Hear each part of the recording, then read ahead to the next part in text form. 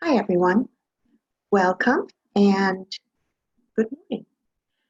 It's Palm Sunday, and I'm going to tell you the story of Palm Sunday by reading you a book. I want you to keep in mind, though, that the lesson today is really putting others first, which is sometimes hard to do because we want what we want. And instead of putting others first and letting them have what they want or they need. And that's very important for us to do because it's what Jesus did. So I'm going to read you this book. I'm only going to read the first half.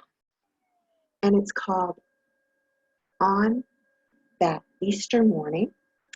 It's by Mary Jocelyn and Helen Cross did the pictures. I hope you enjoy this.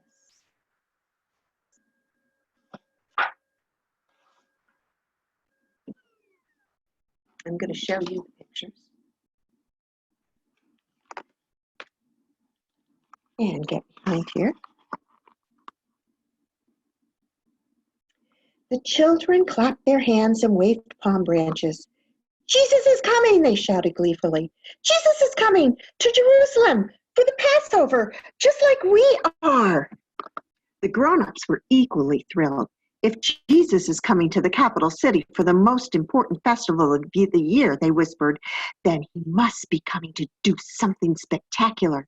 Perhaps he is going to declare himself king and make us free again. God bless the king, someone shouted. At once the whole crowd joined in. God bless the king. God bless the one who comes in God's name. Alleluia. At the center of the joyful uproar, Jesus and his disciples made their way along the road. Jesus was riding a donkey and waving at the crowds as if they were all his friends. They went into the city and into the temple courtyard. It was like a marketplace with everyone getting ready for the festival. Traders were shouting, customers were haggling. Jesus gazed at the scene with anger and disbelief. He sprang into action. This is meant to be a house of prayer. Get out at once. With a surprising strength, Jesus overturned the tables and drove out the animals that were for sale. Coins jingled on the paving stones. Pigeons flew into the noisy sky. The religious leaders glowered disapprovingly. That's the preacher from Galilee, they muttered. He claims to be telling the people about God and God's kingdom, but he's just a troublemaker, and a dangerous one at that.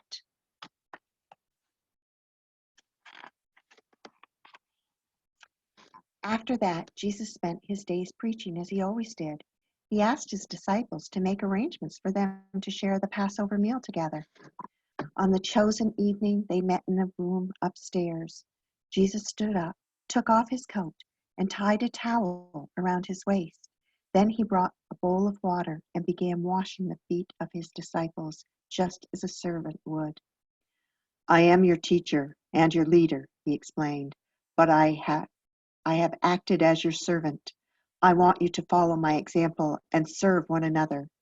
Tonight, I am giving you a new commandment. As I have loved you, you must love each other. The Passover supper was always more than just a meal. It was a time for people to remember how long ago God had rescued them from their enemies and led them to a land where they could live in peace. While they were eating, Jesus took a piece of bread and gave a prayer of thanks, broke the bread, and gave it to his disciples. Take and eat it, he said. This is my body. Then he took the wine cup and gave thanks to God and gave the cup to them. Drink it, all of you, for this is my blood. Then Jesus explained that God was going to make a new promise to his people. He said that his body was going to be broken and his blood was going to be shed. Yet because of his suffering, his followers would be able to enter God's kingdom. At the end of the evening, Jesus and his disciples left Jerusalem to find shelter for the night. They walked across a valley into an olive grove known as the Garden of Gethsemane. Once they were deep in the shadows, Jesus gathered them together. You wait here. I want to pray alone. As he disappeared into the darkness, one of the disciples noticed something. Judas Iscariot isn't here. He slipped out earlier, replied one. I think it was something to do with money, said another. He'll know to find us in the usual place. We might as well try to get some sleep. They were barely awake when Judas returned. He was leading a large crowd of armed men. Judas had betrayed Jesus to his enemies, and they were coming to arrest him. Jesus was taken to a great council of priests and teachers of the law, their faces lit by flickering lamps. The things you are preaching to others are dangerous, they accused. They go against the most sacred beliefs and traditions. Your teaching is a crime against God. Even though they could not prove their accusations, the religious leaders were determined to get rid of Jesus. In the morning, they led him to a Roman governor in Jerusalem, Pontius Pilate. This man claims to be king, they told him. Pilate was not convinced. However, he was concerned about keeping the order in the city during the festival, so he appealed to the crowd outside his palace. It is the custom for me to free a prisoner at Passover time, he announced. Shall I free this man? The crowd was in an angry mood. Crucify him, they shouted. Fearing a riot, Pilate agreed.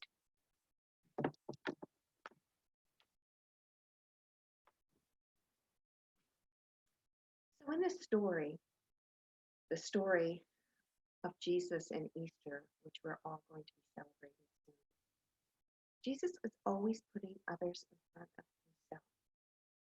He heals the sick. He feeds the multitude.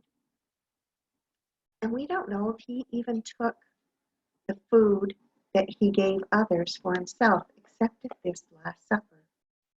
We also know that he used to go to people's houses and eat. And he put others first by washing the disciples' feet. He washed their feet. And he asked us to do the same. Now, I'm not saying you should go wash my feet. You could if you wanted to, but it's more that he wants us to be servants. And he showed us that when he washed the feet, or when he healed the sick, when he cured the blind, when he raised Lazarus from the dead. Jesus was always putting others first. Even though it meant that he would suffer, he still put others first. Before we say our prayer, I'm going to ask you to do something. This week, it's been a hard week for people. In this coming week, Holy Week, I want you to think of 5 things. One for Monday, one for Tuesday, one for Wednesday, one for Thursday, and one for Friday. The way you could put someone else first. Would you do that for me? Let's pray. Jesus, hear our prayer. Even though it is hard, help us to put others first as you did. It was much more difficult for you than it is for us. But still, when we want something, we want it. It's hard to say, never mind. I'll take second place. You go first. Try to open our hearts to putting you first, God first, and our family and friends first. Amen.